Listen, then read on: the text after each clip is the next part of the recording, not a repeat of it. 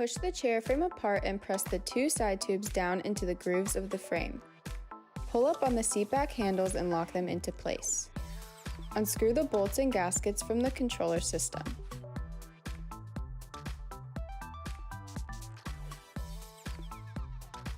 Set the controller in place over the gaskets, secure the bolt by hand, then tighten by screwdriver.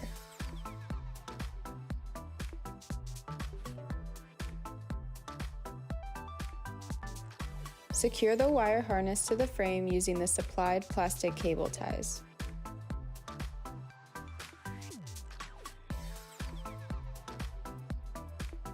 Connect the wire harness plug, not marked, and the two motor plugs, marked left motor and right motor, from the controller with the correct plug inserts coming off the back side of the chair.